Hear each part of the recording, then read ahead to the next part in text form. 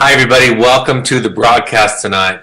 Like when I do book reviews in the past, similarly to that, there's a lot of text-heavy slides where I'm going to be quoting ideas from the book.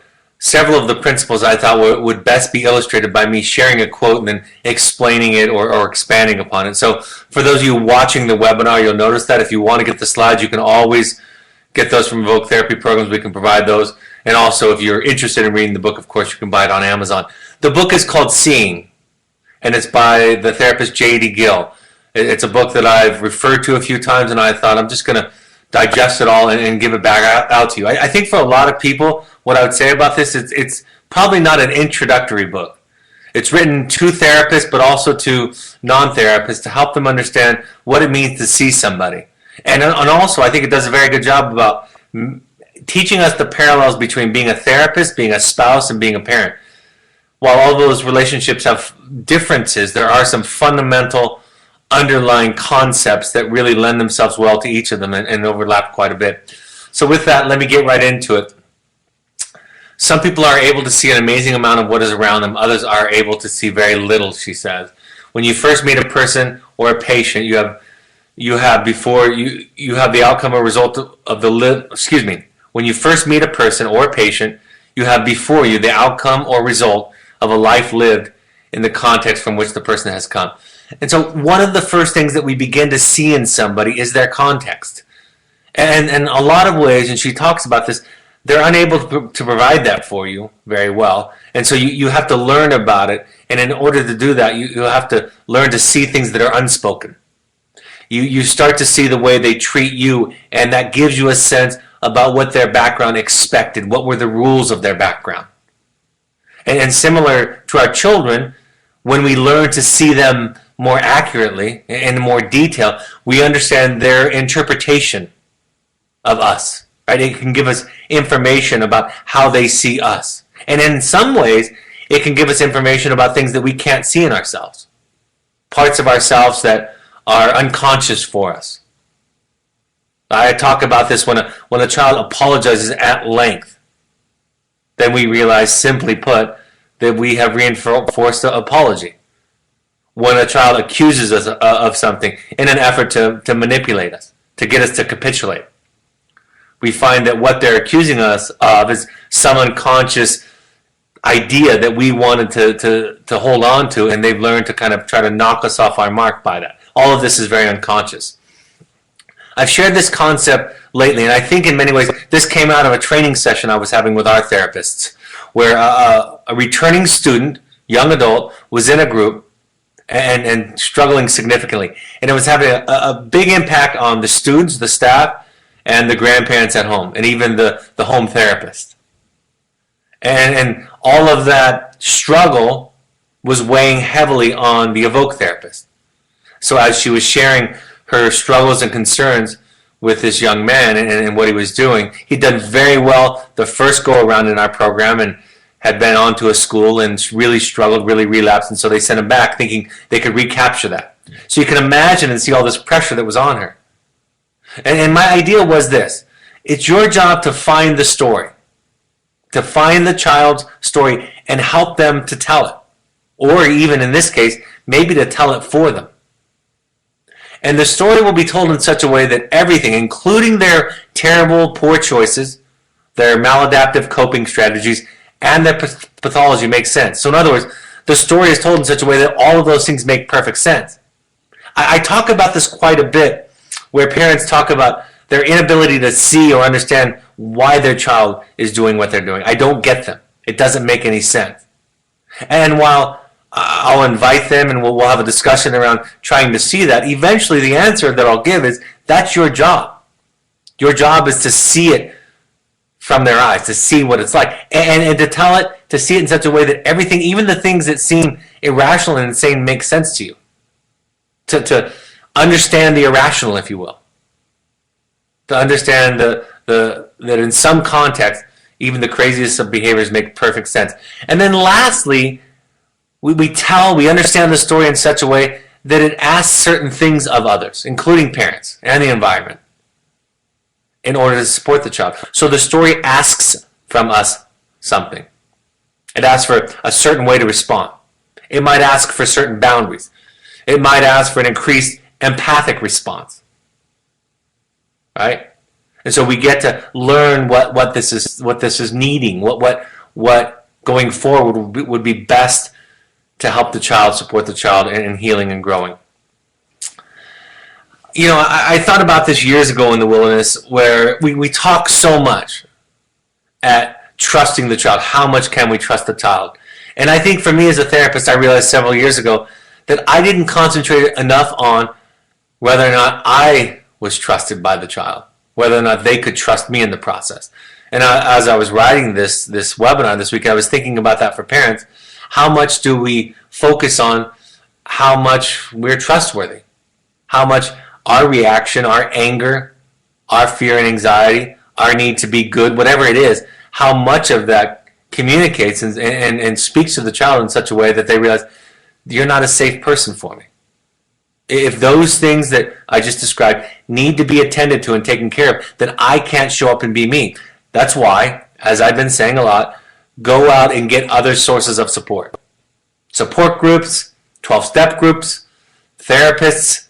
Those are the people in your life that can take care of you, that can hold you, support you, feed you, so that when you come back into the home, into the relationship with your child, you have more to give in that relationship, more capacity. People who enter psychotherapy, JD says, are always under stress. Not only are they meeting an unknown person, the therapist, but they are also wondering whether or not they'll be able to trust that person. And again, they bring with them a context where the authority figures, the adults, the others in their lives were trustworthy to a certain level or not. And there's this assumption that if there was a consistent pattern in their life, that's going to hold true in this new environment. And hopefully the therapist is differentiated enough to be able to show up in a different way, the way that we're describing. I had a friend of mine who we talk about therapy often, and I asked him, I said, you still going to your same therapist? And he said, well, I haven't been going for a while. And I said, is it the money at the time? And he said, no, I was lying to my therapist, and I thought it was a waste of time if I'm lying to my therapist. And I laughed, and I said, everybody lies to their therapist. I mean, the project is to learn to take the risk to show up authentically. But that's very difficult to do. That's not automatic. We all have defenses, and so in some ways, we're all lying to our therapist, lying to ourselves.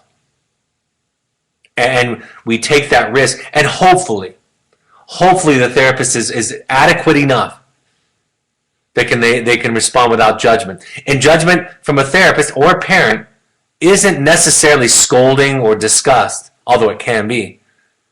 But it is not to give advice, not to be frightened by it. Right? You know when your children are very little and they fall down and they look at you, and if you have a panic look on your face, it often triggers them crying. It's the same kind of thing when the child, when the client, when the other looks at us, when they're telling us their story. They're watching to see if we can contain it, to see if we can hold it without panicking, running away, getting angry at it, believing because of our anxiety that we have to fix it. JD says it this way: lovers can spend all day getting ready for a date. Really? They do this so they will appear natural to another? ? Hardly. It's entirely possible both people are trying to appear as the best for each other. That leaves most of who the persons actually are out of sight.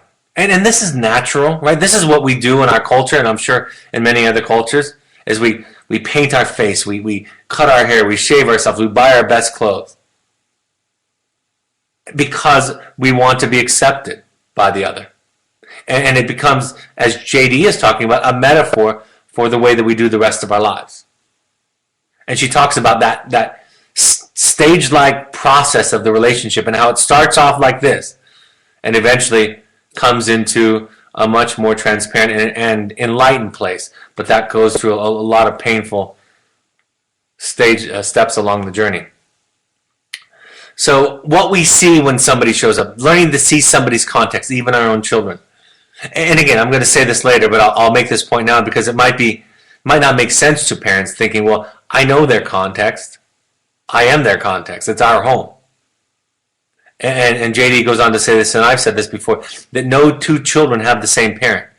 No two children have the same environment.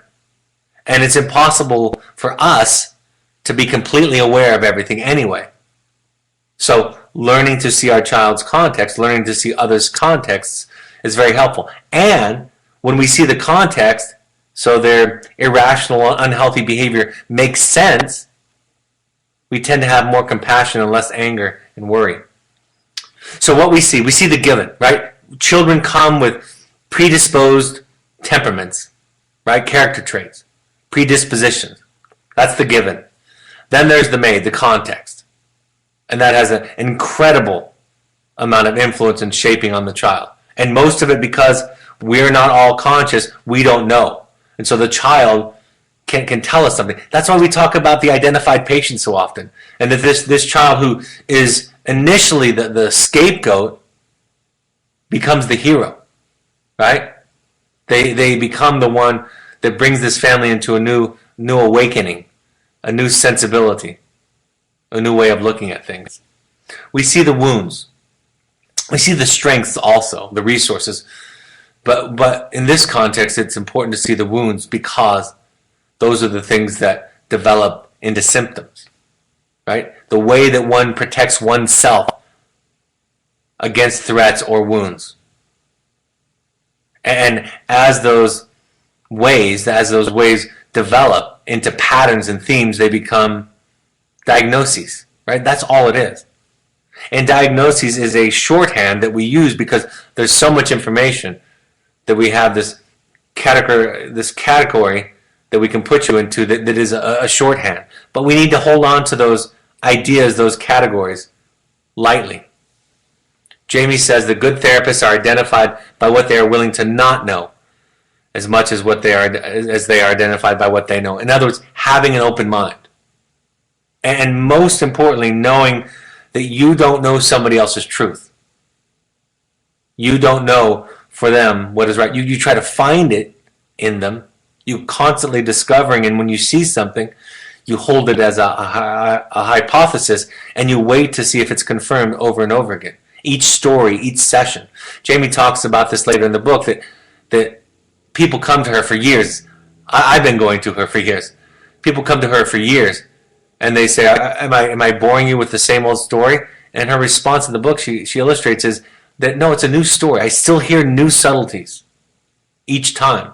So even telling me the same story over and over again presents with new subtleties, new fine brushstrokes. Aristotle talked about classification systems or diagnoses as an example of that. And in classification systems, he said to hold them lightly, right? Classification systems or diagnoses, they're not reality. They're just tools for organizing reality.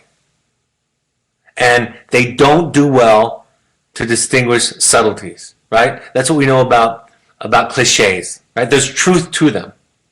That's what we know about when we group people into one group. There's some truth to that. But what that doesn't do is it doesn't pay attention to the subtleties. And that's why when we get put into a category, male, female, race, religion, right? Whatever it is, when we get put into that category and all of those assumptions are laid upon us, most of us find that offensive. Most of us don't want to be that because that doesn't explain all of us. It's another example of us not being seen or heard. I love this comment about metaphor. She talks about metaphor being this way of seeing beyond the surface. Metaphor is the device that evokes. It allows us to talk about feelings and experiences beyond the capacity of simple expression. Right? A metaphor has many layers, and it unfolds. It's like poetry. Poetry isn't a simple explanation, but it's a wonderful expansion of an idea that evokes feelings in us and thoughts. And you know, the ability, this is important, the ability to be facile or to be capable with the use of metaphors is really part of this idea of mental health and capacity.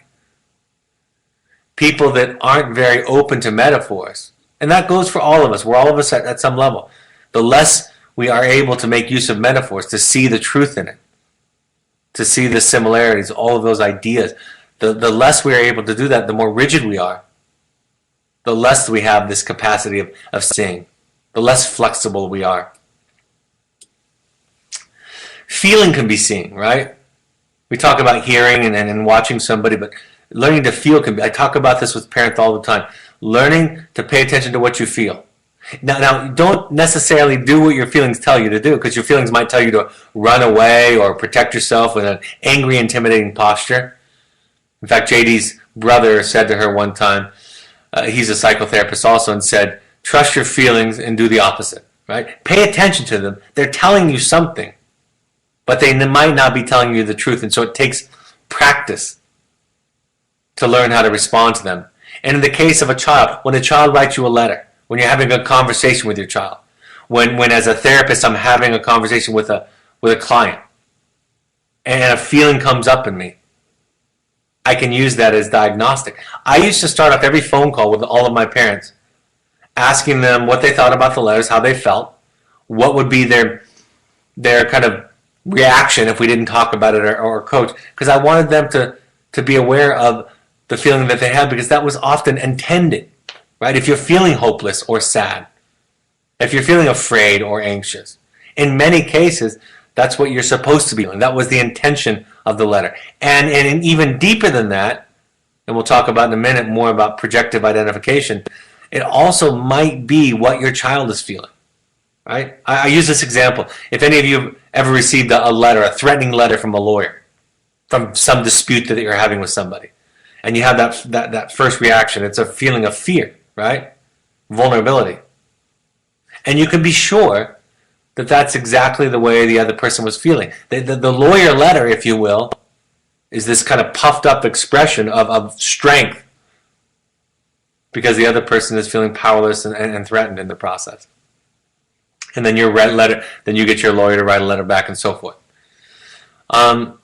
We had an expression, JD says, at the hospital where I practice. If, say, someone had made us worry, feel bad, feel inadequate, or feel miserable, we said that the other had put the stink on us. The stink was a feeling we did not have before our interaction with this other person. And it was a feeling we could avoid by not interacting with that person. Clearly, the stink was a result of our interaction we had with the other person. This, we realize, is tremendously important information. It is likely what happened is that the other person put his or her feeling into us. Now we had that feeling too. In projective identification, one projects or puts one's feelings into another, not onto the other. Thus, the other has the feeling now and feels, since he or she is feeling it, it must be theirs, but it is not. So, use your projective identification tools, like when you feel it, when you have a feeling, when you have a consistent feeling around somebody that you don't have around a lot of other people, or when you have suddenly a feeling after an interaction that you didn't have before, right? I have great parent phone calls sometimes, and then the parents describe that they have a phone call with their child subsequently, or an interaction with their child, and immediately the same kind of feelings of hopelessness and anxiety and powerlessness and anger, whatever it is, come rushing back in. And what you do with that is you make sense out of it. You learn to practice, this isn't about me.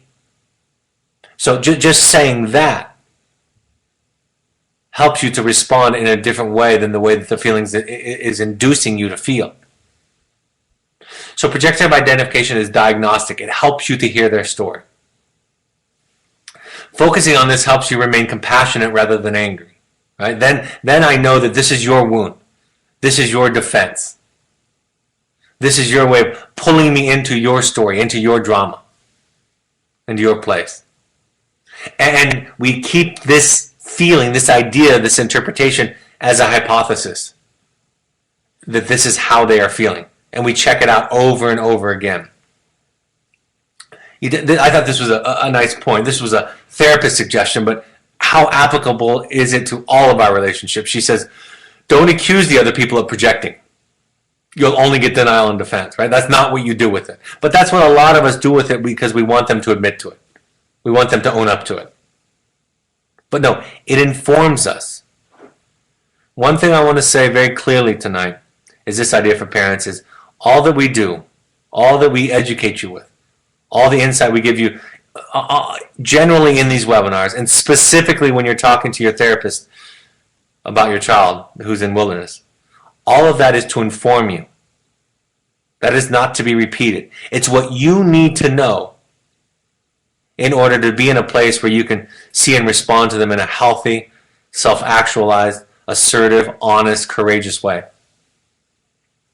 You know, oftentimes you'll find certain people that when you're around them, you feel something common, like I said. Maybe it's stupid, maybe it's scared, maybe you feel important, bored. And you don't feel that way, and so that begins to tell you something, again, that's happening in the relationship. Discovering contexts. We discover the rules, the spoken and the unspoken rules. It's so wonderful to do this in wilderness because the child shows up, it's an immersive program, right? There's nowhere to go. It's not like we're doing sessions and they can kind of hold their breath. We become their family. It becomes a microcosm of their life. Each person in the group, staff, therapist, peer, student included, client included, each one in the group becomes a blank canvas onto which they can project themselves. And for some of us, when we get caught up in the story, that means that the projection sticks with us. And there's sometimes when all of us get caught up in it, and there's sometimes when none of it sticks to us. Because it's not our piece, it's not our work. And we can stand to the side of that projection and say, that's not about me. It's about you. And I get you, I see you. But it's not about me. You get a sense if the child grows up in a home where the parents are always right, where the parents need to be good. Right? Because in those cases they'll talk about right and wrong, or they'll talk about being a bad parent, being a bad therapist, being a bad staff member. You learn if certain things were off limits because they try to not feel, not talk about. They don't allow other people to feel sadness or anger. When it comes up, they try to justify it, talk them out of it, rescue them.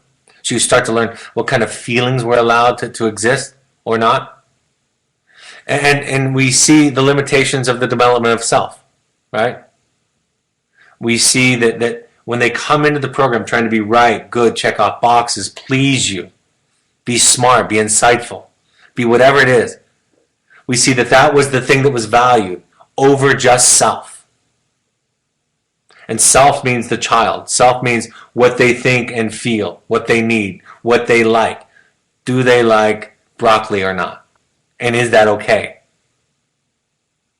How much of that was seen? And it comes from, and I'll talk about this at the end tonight, it comes from the parents' context and the parents' limitations, which comes from their parents' limitations. And we do find in this process that every generation is a little bit better at some of this stuff. Not always true, but that often can be true, especially for those of you who show up to things like this webinar, to show up to meetings or therapy, who show up and time again do battle with your own demons, your own dragons. Look into yourself. We see the trauma, and trauma has a dramatic effect. It short-circuits the brain, preventing it from having creative thoughts, having flexibility.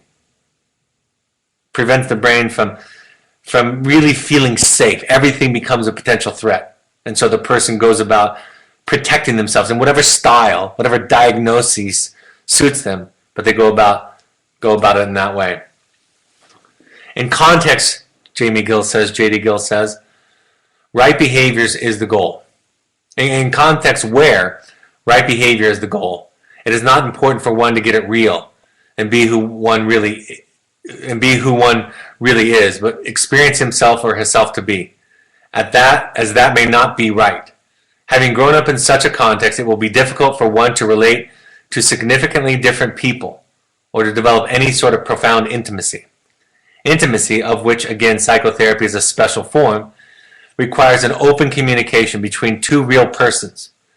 If the best I can do is to have an interaction with another person who gets it right, I can't move close enough for intimacy to occur. I kind of messed up that first paragraph, I'm sorry. But if right behavior is the goal, if that's what's important, being good and right, then being real is difficult. Being real is a threat to that. Being real needs to be covered up. And then it becomes twisted and distorted, right? It's what Mr. Hyde was an example, was a metaphor for in the Dr. Jekyll and Mr. Hyde. That which is repressed and stored in a closet or underneath the bed goes from being a shadow character to a monster. It is commonly said that psychoanalysts pride themselves on not knowing anything. This allows them to be constantly open to new understandings and the search for those understandings from multiple sources. So to never be too sure, to hold on lightly, to always be learning, to always be willing to be wrong, to never assuming, to never imposing my way on you. I might share my ideas about what works for me or what I've seen work, but I don't know if it's going to work for you. And if I get specific in giving you advice, I'm really doing that. I'm acting as if I know. And that's what she's talking about. So we have to develop capacity. I talked about that at the outset. We have to go and find a way through education, through learning, to finding a safe place to be ourselves and to vent, to grieve, to be sad, to be angry, whatever it is. We have to go and make sure that that part of us is taken care of in order to enlarge our capacity. That's like feeding us spiritually, emotionally.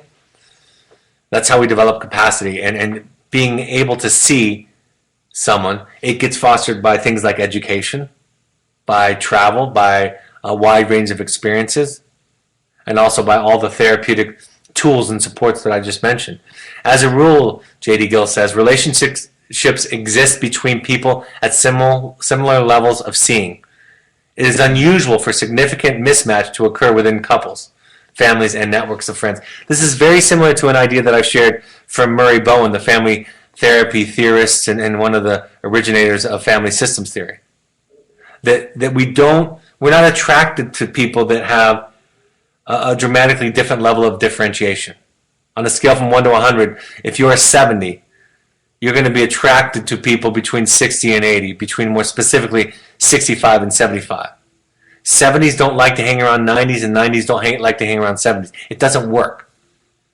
We don't understand. We can't get why they're reacting in such a profoundly different way to situations, feelings, conversations. Jamie goes on to say, if we are going to see each other, it will be necessary that our bandwidths be wide enough to include the dimensions of the other person. Otherwise, important factors will be beyond view and not seen. And that's that idea of bandwidth. She talks about this in her book, The Misery of the Good Child. That parents have different bandwidths. And the smaller, the more narrow the bandwidth is, the more we ask the child to get in line so that we can feel okay. Jamie Gill says it's important to recognize the defense is doing important psychological work, or the energy required to maintain it would not make sense. Ripping away defenses does not improve the situation. Taking them away before the person is able to tolerate what the defense is masked leaves the person worse off than before. At least before, with the defense, he or she could function. Now he or she is incapable. Both cruel people and inadequate therapists are famous for a desire to destroy defenses without considering the consequences. I've done that as a parent multiple times, numerous amounts of times, right? You've done that. We do that.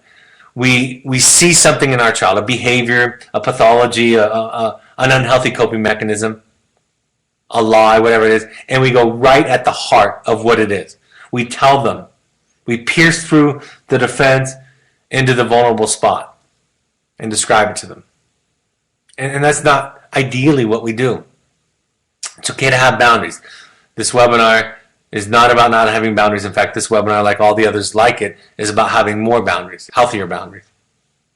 But when we just use the information that we have, when we use what I call our X-ray vision and just go right past the defense that is set up by the child, by the other person, to protect them from a perceived threat, there's no kindness there. There's no invitation there. There's no safety there. So it's important to, that's why when I say that it's important to honor the defense, to pay attention to what the behavior is telling you before you go about trying to change it. That's what I mean by that.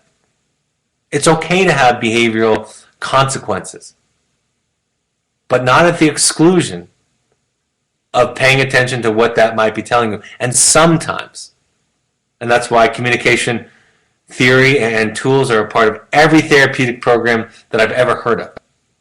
Sometimes learning to listen better is a way of unraveling the behavior. And it's much more effective and lasting than is behavioral consequences. The downside of it is it takes longer. Behavioral consequences, they extinguish behavior quicker, but they don't get at the root. Learning to resonate, see, and hold somebody in the ways that I'm describing, that J.D. Gill is describing, takes a lot longer, but has an enduring capacity to it. J.D. Gill says, if the patient is capable of empathy, if the parent is capable of empathy, the focus will be on the child's thoughts and feelings. If empathy is not present, the only focus can be on the child's behavior. The result may be a well-behaved child who's nonetheless not hurt and not emotionally included. Now, I know for most of you, you were so far away from a well-behaved child that you're thinking, I'm not looking for well-behaved, I'm looking for uncrazy. But sometimes that craziness, that acting out, is the result of this kind of misconnection, right? It's a way for the child of saying, I'm going to be heard one way or the other. I'm going to get my needs taken into account one way or the other, even if I have to act out to do it. And that's why ending up in our program in this unconscious way, or a hospital, or a residential treatment center, or a therapist's office, or in an intimate conversation with your parents, is often the result of those kinds of behaviors. And in a lot of ways, and family therapists have talked about this for 50 years now, that at some point in these kinds of interventions, it would be nice for the parents to say thank you. Thank you for what you did to get us into these kinds of conversations. And you don't have to do that anymore. I'll have these kinds of conversations even if you're healthy. I won't need a crisis anymore, so you're fired from being the identified patient. And I'm willing to take on my own heroic journey of my own individuation and do my work regardless of whether you're doing well or not. J.D. Gill says empathic seeing is more common in people who have had a secure attachment history than those who have not. This is obvious, as empathic seeing is a crucial element in feeling one belongs.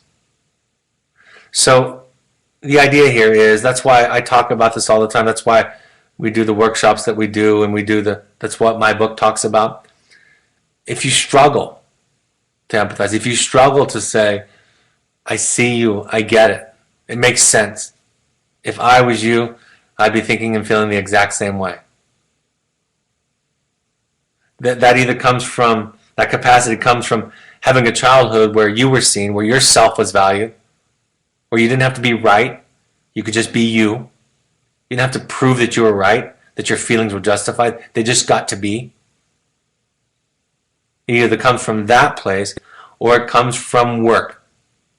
What we would call an earned attachment, where you do the work you need to do to heal those wounds, to look at those things, so that you can provide that kind of context to your children and to others.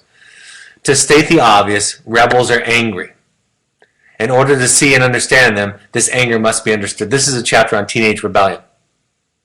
This is very similar to the opening statement in my book, the chapter in my book on behaviorism. Pay attention to the anger. Martin Luther King said that rioting is the voice of the unheard. Right? It's the last resort. J.D. says the most fortunate children have had an opportunity to be heard and have their feelings cared about by parents and others, who have feelings and voices of their own.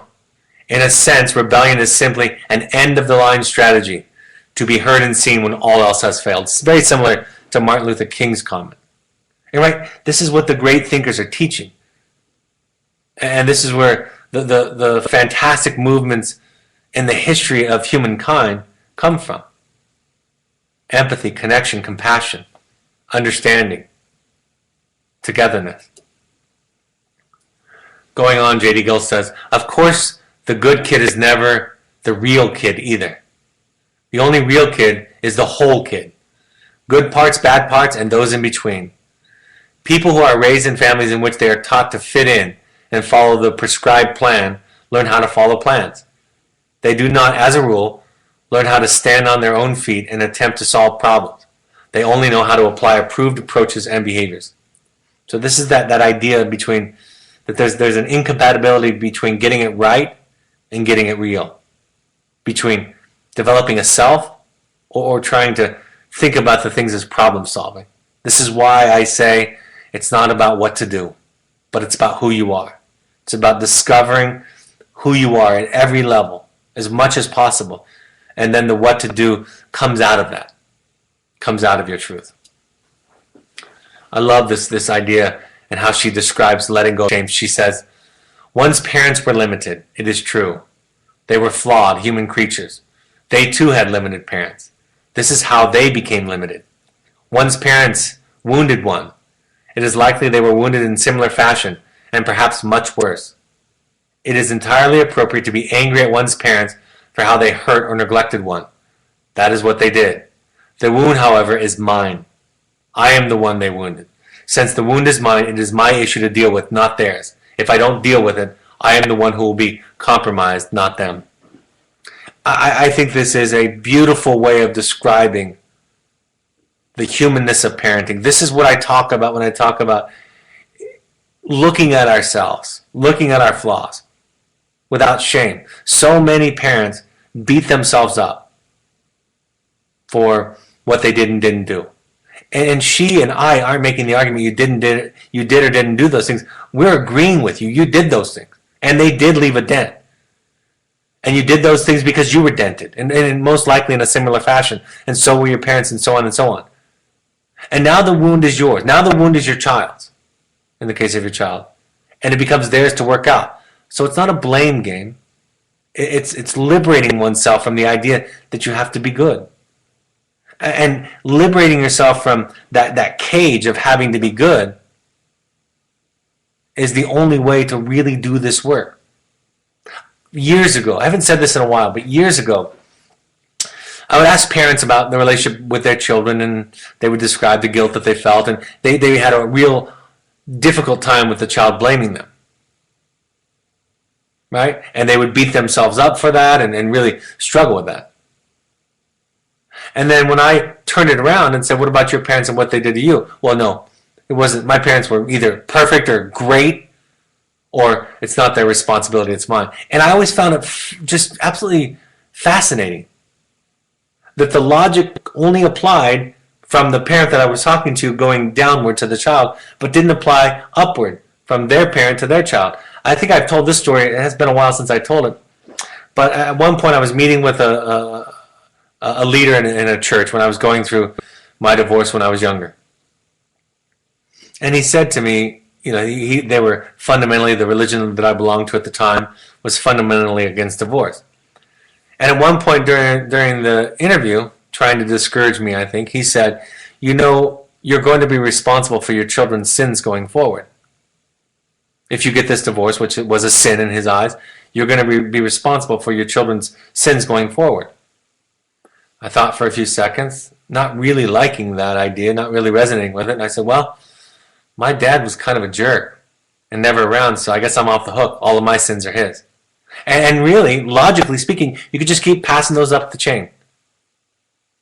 And the real answer, the real solution, is to get it out of the land of wrong and right doing and get it into the idea of feelings and healing and wound and limitations. All of those ideas don't have the judgment and the shame associated with them. And, ironically, those are the things that when we think in that way, we actually make more progress. So some take-home ideas. From Gill's book, of course no one has come from a perfect context, whatever that might be. Therefore, each person will have dents and bruises left over from earlier experiences. It is wise to consider all dents and bruises important and worthy of compassion and understanding. No two children had the same experience, context, and parents. Right? So that's why You're really listening to your child's interpretation and experience of you. You might think you know the context, but you don't know it. But they can tell you it. And it becomes your job, your invitation to learn how to hear it. The outcome of being seen is the context in which the self can more easily develop, leading to clarity and resilience. And finally, this quote, seeing and hearing are essential. A person cannot find him or herself on his or her own. It is only in an interaction with a tuned-in, empathic other that we're able to learn who we are. Children denied this experience are denied that identity structure upon which to build functioning adult lives. Right? That's the outcome of tuning into somebody is development of the self. It's also resiliency, flexibility, openness, patience. And that's exactly what we all are lacking, right?